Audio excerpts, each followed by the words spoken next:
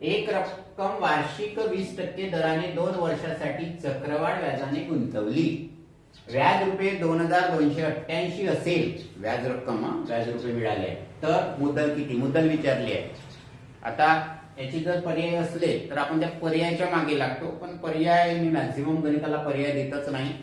आणि पर्यायाच्या मागे लागण्यापेक्षा ट्रिक्स काय वापरता येईल. चक्रवाढ व्याज विचारलाय, आता आपण चक्रवाढ व्याजाचं सूत्र लिहितो, मग त्याला कॅल्क्युलेशन करतो आणि सोडवतो. याचं सोपं आहे. एका वर्षीचं व्याज आहे 20%,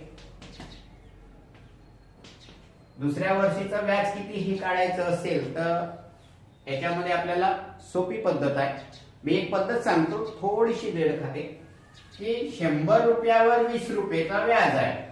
हे पहिले 20% झाले. आता ह्या 100 रुपयामध्ये 20 मिळवले तर अजून पुन्हा 120 रुपयावर अजून 20% आहे. ह्याचं उत्तर ते 24. या दोघांची बेरीज केलं तर ते 44% व्याज. हे समजून घ्या पहिले, ते 44% व्याज येतो. अजून एक दुसरी पद्धत आहे की पहिल्या वर्षीचा आणि दुसऱ्या वर्षीचं व्याज यांची बेरीज करायचं 20 अधिक 20 अधिक, ही शॉर्ट ट्रिक्स आहे. आता पहिल्या वर्षीचं व्याज आणि दुसऱ्या वर्षीचं व्याज यांचं गुणाकार 20 गुणिला 20 आणि भागीला 100. उत्तर 44च येणार. 20 अधिक 20 40, 2 2 2 2 कॅन्सल झाले, उरले 2 दुणे 4, उत्तर आलं 44.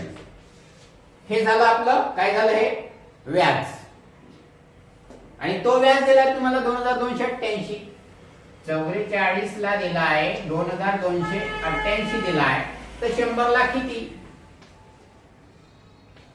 ही मुद्दल आहे ना, 100 म्हणजे तुम्ही मुद्दल, ही मुद्दल आहे ना, त्या मुद्दलवर किती. आता बघा 44 ला 2288 म्हणजे माझ्याजवळ 2288 ला 44 आहे, तर 100 ला किती.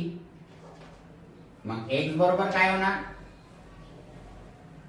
100 गुणिला 2288 भागीला 44. x बरोबर, इथं 2 शून्य कापा, इथं 2 द्या, याचा भागाकार करा.